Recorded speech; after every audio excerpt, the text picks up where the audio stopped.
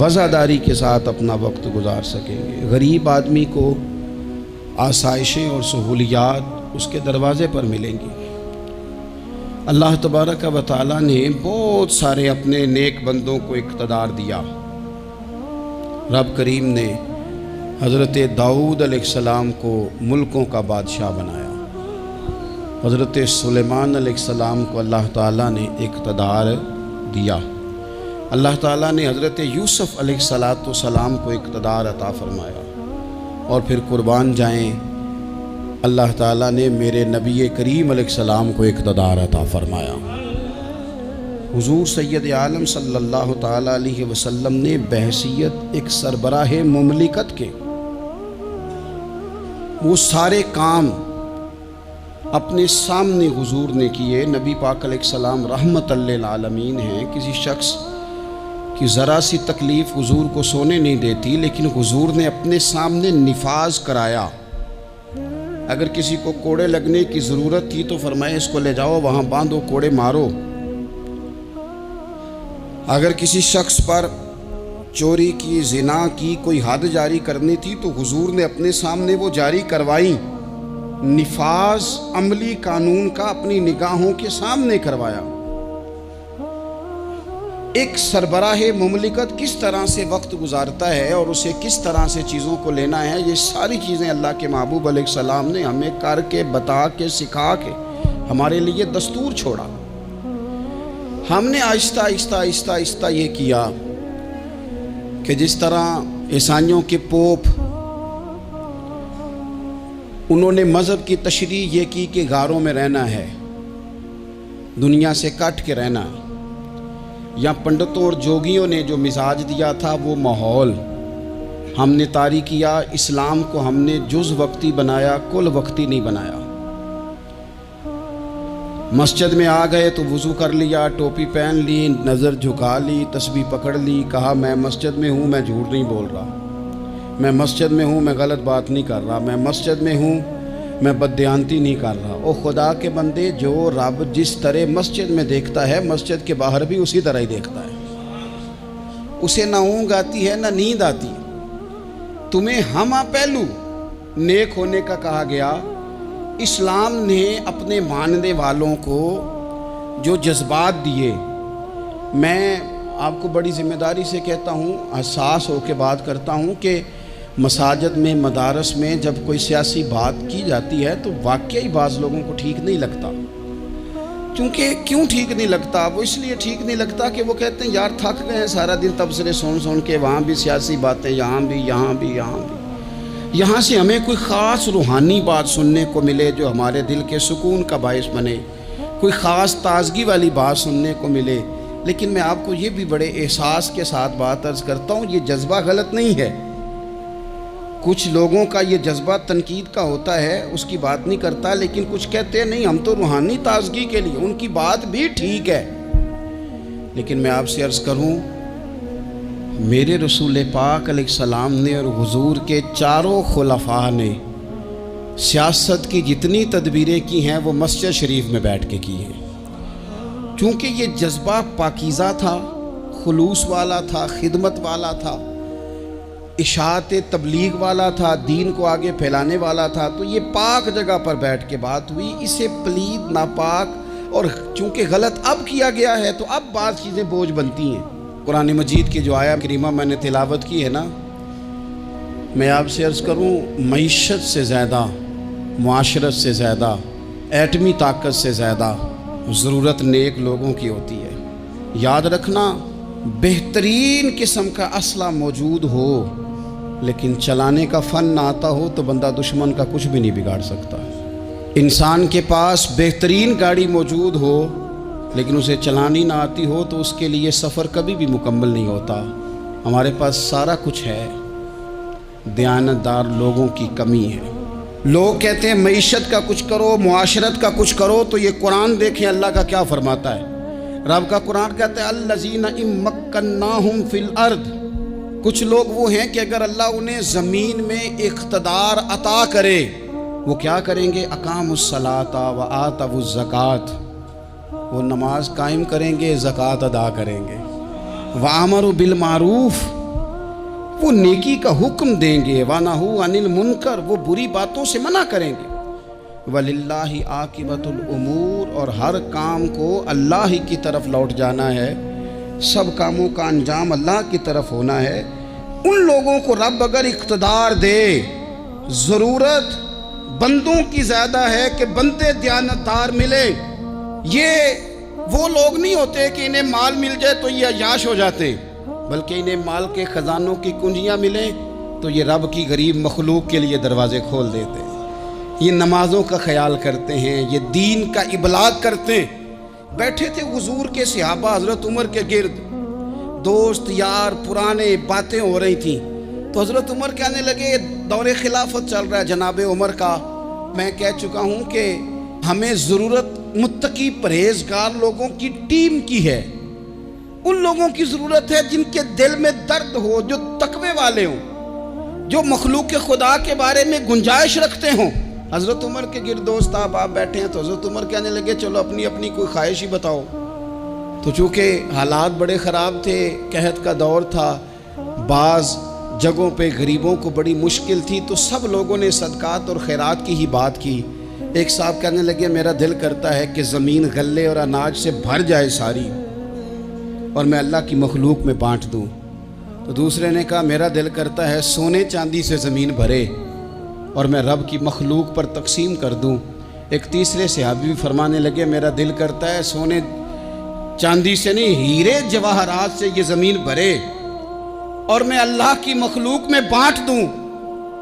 سب اللہ کی مخلوق پر کرم کرنے کی، رحم کرنے کی، تقسیم کرنے کی بات کر رہے تھے۔ تو پھر بول کے کہنے لگے عمر آپ بھی تو بتائیں نا، آپ کی بھی تو کوئی خواہش ہوگی نا۔ تو حضرت عمر دیر تک خاموش رہے، پھر ٹھنڈی آہ بھری، فرمانے لگے میرا دل کرتا ہے یہ زمین حضرت معاذ بن جبل جیسے لوگوں سے بھر جائے، میرا دل کرتا ہے یہ زمین حضرت حذیفہ بن یمان جیسے لوگوں سے بھر جائے، میرا دل کرتا ہے یہ زمین حضرت ابو عبیدہ بن جراح جیسے لوگوں سے بھر جائے، یہ زمین ان لوگوں سے بھر جائے اور میں پھر ان سب لوگوں کو ساتھ ملا کے زمین پہ رب کی اطاعت کا چلن عام کر دوں، لوگوں کو رب رسول کا فرما بردار بنا دیا جائے، خیر والے لوگوں سے زمین بھرے۔ میری خواہش یہ ہے جب خیر والے لوگوں سے زمین بھر جاتی ہے پھر معیشت بھی ٹھیک ہو جاتی ہے، معاشرت بھی ٹھیک ہو جاتی ہے، دفاعی محاذ پر بھی لوگ کامیاب ہو جاتے ہیں، تعلیم اور صحت کے شعبوں میں بھی مضبوطی آتی ہے۔ شرط یہ ہے تم نے پوچھی ہے امامت کی حقیقت مجھ سے، خدا تجھے میری طرح صاحب اسرار کرے،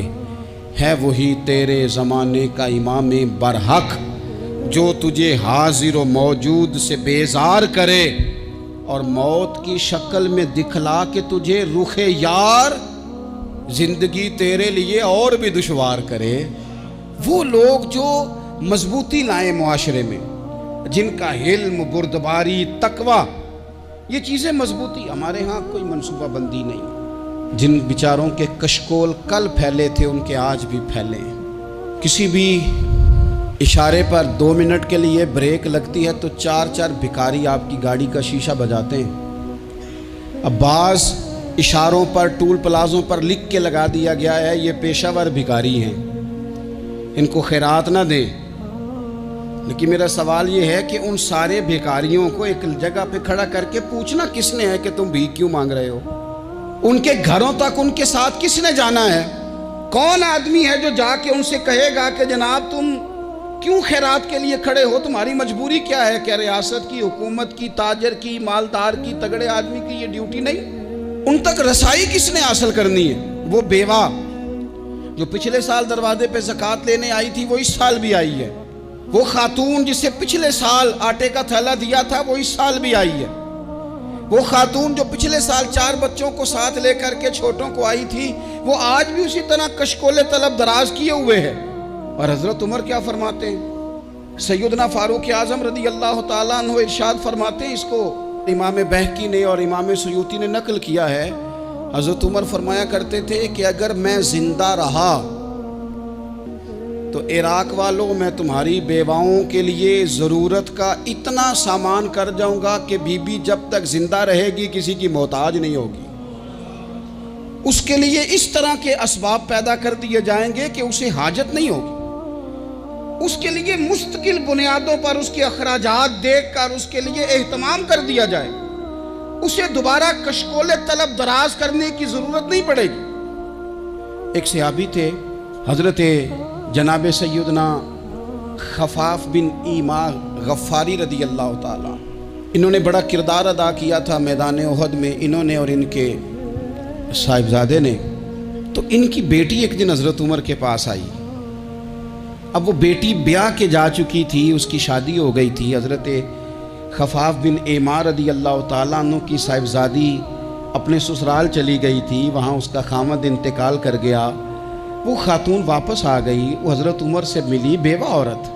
اس بیوہ خاتون نے آ کے، یہاں تو میرے بھائی وہ فوجی بیچارے جن کی بیویاں، جن کو ایک تقریب میں تو خوب ایوارڈ دینے کے لیے بلایا جاتا ہے، میں نے یتیمی کا وقت گزارا ہے، مجھے پتہ ہے کہ 2-4 مہینے لوگ آ کے کہتے ہیں کوئی حکم ہو جاتے 10 آ جائے، پھر جب 1 سال گزر جاتا ہے تو پھر لوگ کہتے ہیں 4 بھرا نے کام کیوں نہیں کر دے۔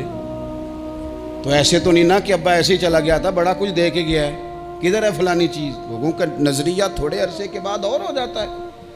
آپ نے بڑے بڑے شہداء کے گھروں میں ایوارڈ تو دیے، کیا کبھی آپ نے پلٹ کر دوبارہ غور کیا کہ ان کے بچے کہاں ہیں، ان کی بیوہ کس حال میں ہے، وہ زمانے کی تیز دھوپ اور تیز آندھی کا مقابلہ کیسے کر رہے ہیں؟ بغیر باپ کے جو انسان کو کھلے آسمان تلے وقت گزارنا پڑتا ہے وہ کتنا کو مشکل ہوتا ہے، وہ کس طرح ٹائم گزار رہے ہیں، یہ کبھی سوچا لوگوں نے؟ یہاں تو نرنگیے سیاست دوران تو دیکھیے منزل انہیں ملی ہے جو شریک سفر نہ تھے، جو نکلے ہی نہیں تھے وہ منزل تک پہنچ گئے، اور جنہوں نے جوانیاں گزار دی وہ رستے میں رہ گئے۔ حضرت خفاف بن ایما کی صاحبزادی بیوہ ہو کے آ گئی، بچے ساتھ تھے، سرے راہ جناب عمر سے ملی اور مل کے کہنے لگی حضور میں اس صحابی کی بیٹی ہوں جنہوں نے احد والے دن اپنے بیٹے کے ساتھ مل کے محاصرہ کیا تھا، بچے میرے یتیم ہو گئے ہیں، میں بیوہ ہوں۔ حضرت فاروق اعظم رضی اللہ تعالیٰ عنہ نے فہرست نہیں مانگی، خرچے کی ڈیٹیل نہیں مانگی، تم آنا فلانے سے ملنا، پرسوں 9 بجے آ جانا دفتر، یہ کوئی بات نہیں کی۔ حضرت عمر غور سے کھڑے، اس بیٹی کی بات سنی، چھم چھم سیدنا فاروق کی آنکھوں سے آنسو گرے، دوڑ کے گھر گئے، ایک اونٹ نکالا، وہاں سے مال غنیمت کا مال کے بھر کے 2 بوریاں، اور بوریوں میں کیا تھا؟ چاندی بھی تھی، نقدی پیسے بھی تھے، کچھ ضرورت کا سامان بھی تھا، غلہ بھی تھا۔ 2 بوریاں بھر کے اونٹ پہ رکھ کے خود لگام اس بیٹی کے ہاتھ میں تھما کے کہا پتر سامان بھی تیرا ہے، اونٹ بھی تیرا ہے، اور یہ نہ سمجھنا یہی کچھ تجھے دیا ہے، جب یہ ختم ہوگا تو رب تیرے لیے اور بندوبست فرمائے گا۔ کیا مانا کہ ڈیوٹیاں لگا دی گئی ہیں، ہمیں پتہ ہے یہ سامان کب تک ختم ہو جائے گا، پیسے کب تک ختم ہو جائیں گے، تیرے لیے میں نے نئے حکم بھی جاری کر دیے ہیں۔ ایک شخص نے کہا حضور ایک بیوہ کو آپ نے کچھ زیادہ ہی نہیں دے دیا؟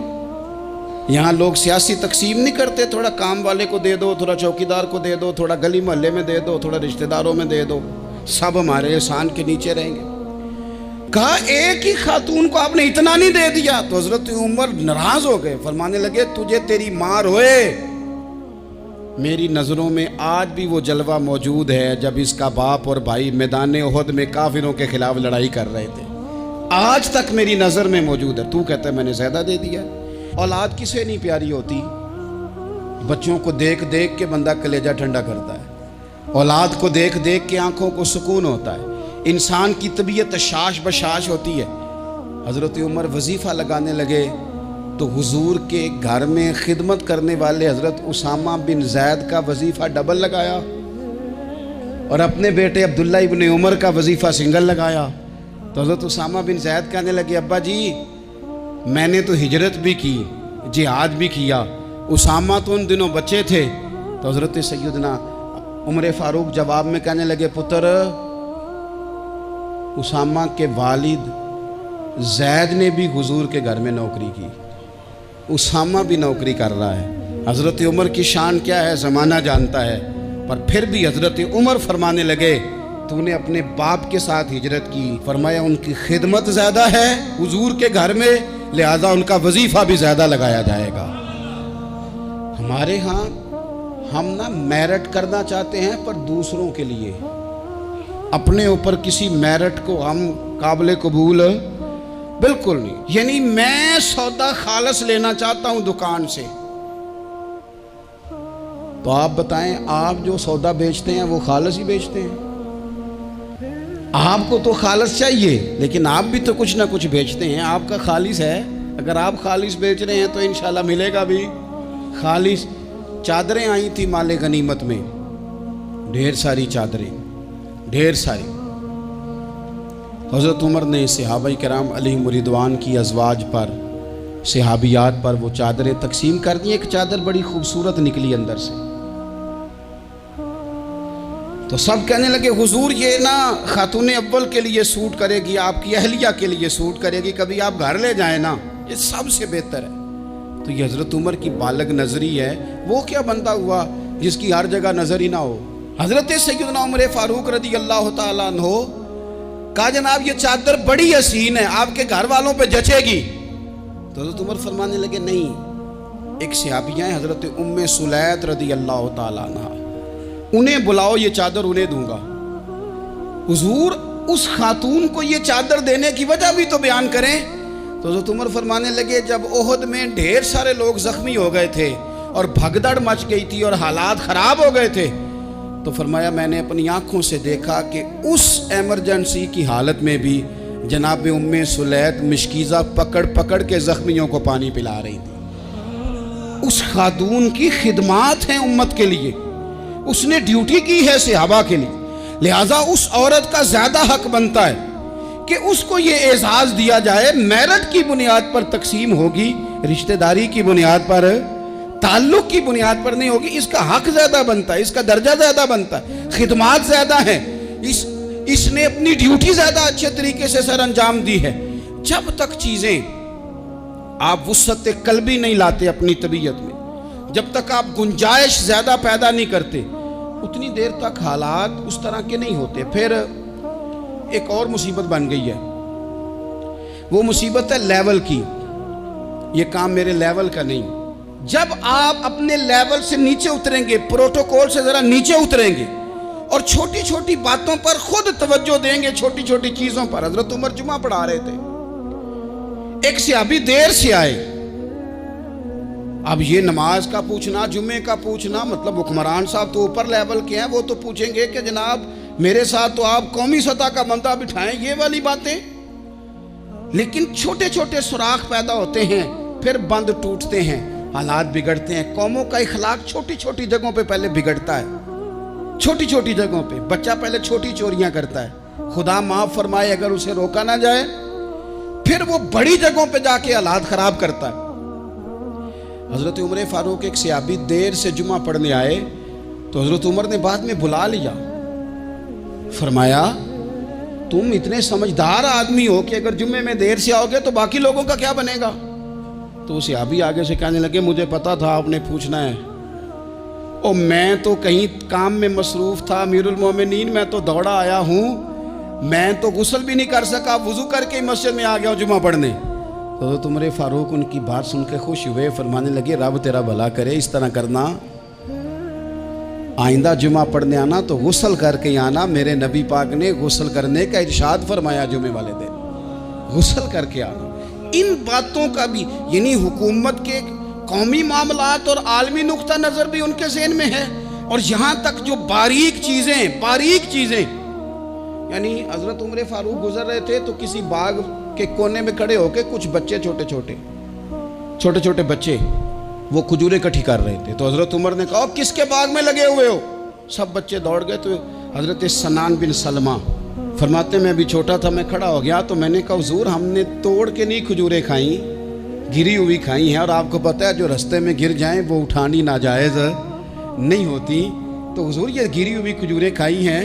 تو کہتے ہیں حضرت عمر فاروق بچے کی بات سن کے کہنے لگے رب تیرا بھلا کرے، تو نے صحیح بات کی طرف میری توجہ کرا دی ہے، اللہ تیرا بھلا کرے۔ اور پھر حضرت عمر رضی اللہ تعالیٰ عنہ اس چھوٹے سے بچے کے پاس کھڑے ہو گئے، کون؟ کس کے پاس؟ نہیں، خواب تو نہیں دیکھ رہے میں اور آپ؟ حکمران وقت 22 لاکھ مربع میل کا حکمران بچے کے پاس کھڑے ہو گئے، چھوٹے بچے کے پاس۔ دکان پہ غریب آدمی چڑھ آئے نا، دکاندار صاحب اللہ ماشاءاللہ ان کا مزاج خراب ہو جاتا ہے۔ وہ تیسری چیز کہ نا وہ والی دکھاؤ تو کہتے لینیاں تے لے تو جا، اور اگر تگڑا بندہ آ جائے تو کہتے ہیں جناب آپ اس طرح کریں، نشاندہی کر دے، میں انشاءاللہ خرید کے لا کے پیش کر دوں گا۔ مزاج بدل جاتا ہے، غریبوں کے پاس، چھوٹوں کے پاس، عام آدمی کے پاس آپ جائیں۔ ہمارے حکمرانوں کا غریب آدمی سے گیپ بہت زیادہ ہے، پیروں کا غریب آدمی سے گیپ بہت زیادہ ہے، بڑے علماء کا عام آدمی سے گیپ زیادہ ہے، تاجروں کا عام آدمی سے گیپ زیادہ ہے، شیشے کے بڑے بڑے محلات میں، سوسائٹیوں میں بسنے والوں کا غریبوں سے گیپ زیادہ ہے۔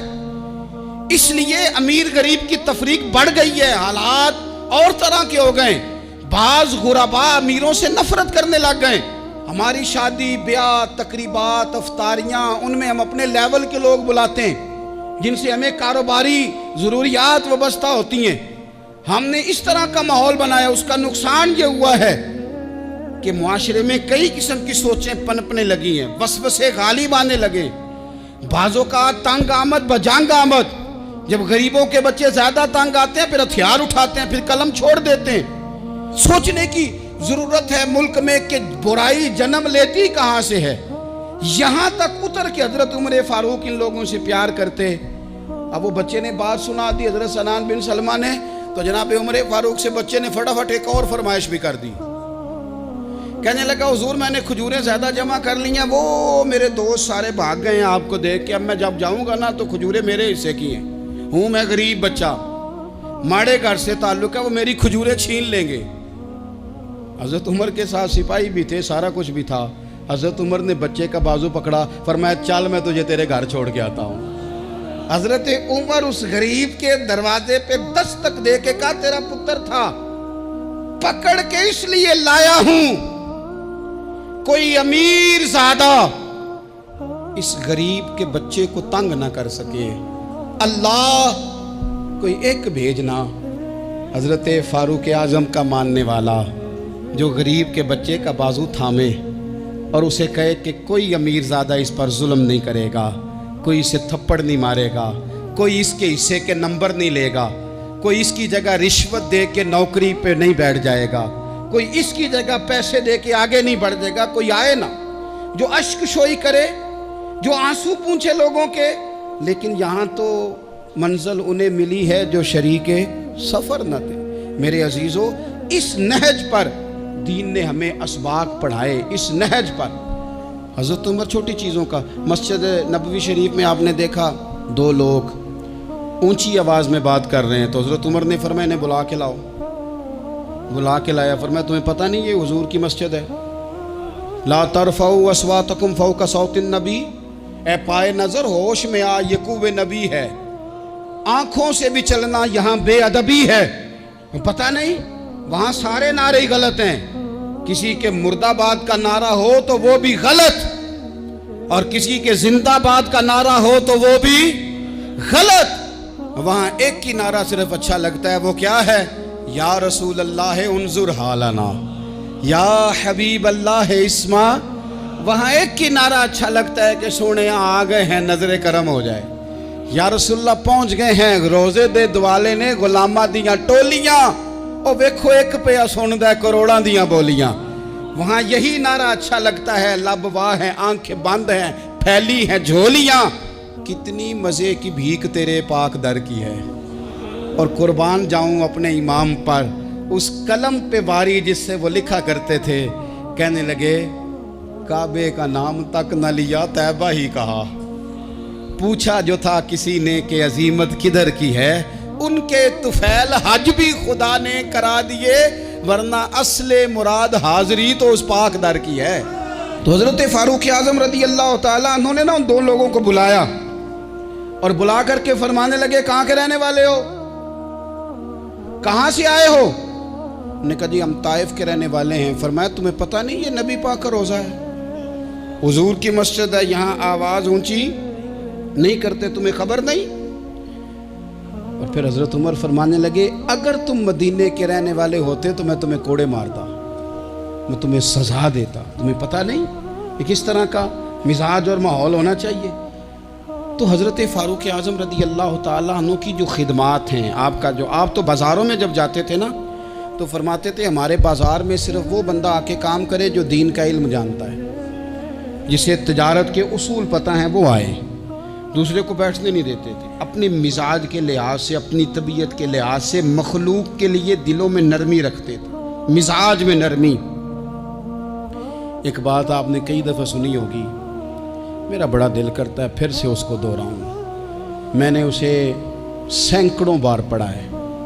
جب طبیعت پوری بے چین ہوتی ہے اور اپنی ذمہ داریوں کا احساس کرنے کو دل کرتا ہے نا، تو پھر خیال آتا ہے کہ ہم بھی پڑھیں ذرا ان چیزوں کو، بار بار پڑھتا ہوں تاکہ احساس ذمہ داری پیدا ہو۔ آپ کے غلام اسلم فرماتے ہیں رات کو میں اور جناب عمر نکلے تھے تو ایک مکان میں ہم نے دیکھا کہ ایک عورت نے نا، اس کے بچے بار بار شور کر رہے ہیں اور وہ کچھ پکا رہی ہے، آواز آ رہی ہے۔ تو حضرت عمر نے دروازے پہ دستک دی، کون ہے دروازے پہ؟ کہا میں ایک غلام ہوں۔ حضرت عمر کہتے غلام ہوں، بہن کیا مسئلہ ہے، بچے کیوں رو رہے ہیں؟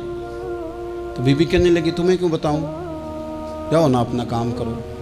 حضرت عمر نے اصرار کیا تو تلخ لہجے میں، جس سے غصہ نہیں کر جاتے حکمران، councillor, chairman, M P M N A ناراض نہیں ہو جاتے، اس تلخ لہجے میں بی بی کہنے لگی دعا کرو اللہ میرے اور عمر کے درمیان قیامت میں فیصلہ کرے۔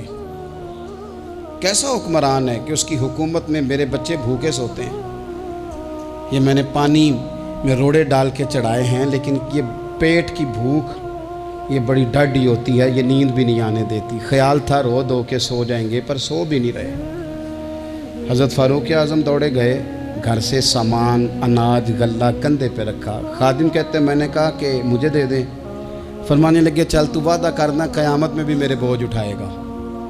کہ حضور نہیں، وہ تو میرے بس کی بات نہیں۔ فرمایا پھر مجھے کرنے دے۔ دوڑے آئے، اس خاتون کے دروازے پر لا کے وہ چیزیں رکھی، کہا بہن اگر تو پردہ کر لے تو یہ غلام نہ آج کھانا پکا دے تیرے بچوں۔ پھر وہ گھی چڑھا کے، چینی ڈال کے، کچھ سامان پکتا تھا وہ کھانا پکایا۔ غلام کہتے ہیں جب پھونکے مارتے تھے تو داڑھی سے دھواں نکلتا تھا، آگ جلاتے تھے دھواں نکلتا تھا، پھر کھانا پکایا، پھر ان بچوں کو کھلایا۔ پھر حضرت عمر فاروق رضی اللہ تعالیٰ عنہ تھوڑے پیچھے بیٹھ گئے تو بچوں کے ساتھ اس طرح کی باتیں کرنے لگے کہ وہ ہنس پڑے۔ جناب اسلم کہتے ہیں بچے اس بیوہ کے ہنستے تھے، بچے ہنستے تھے اور عمر روتے تھے۔ جب وہ ہنستے تھے تو فاروق روتے تھے۔ پھر وہ بچے آہستہ آہستہ لیٹنے لگے، اور جب وہ سونے کی طرف بڑھنے لگے تو حضرت عمر کہنے لگے بہن میں جاؤں؟ کہنے لگی رب تیرا بھلا کرے، میرا کلیجہ پھٹ جاتا اگر میرے بچوں کو آج شام بھی روٹی نہ ملتی۔ تو سیدنا فاروق اعظم رضی اللہ تعالیٰ عنہ کہنے لگے پھر تو میرے لیے دعا کرے گی؟ کہنے لگی میں دعا کرتی ہوں اللہ عمر کی جگہ تیرے جیسا کو نیک آدمی بٹھا دے۔ تو حضرت عمر کہنے لگے ایک چھوٹی سی گزارش بھی مان لو گی؟ کا کیا؟ فرمانے لگے کوئی یہ میری خدمت اگر پسند آئی ہے تو عمر کو معاف نہیں کر دیتی؟ غلطی ہو گئی، اسے پتہ نہیں تھا۔ اپنے منہ سے کہنے لگے سیاںا بھی نہیں، باشعور بھی نہیں، اسے چاہیے تھا خلافت کی ذمہ داریاں نہ لیتا۔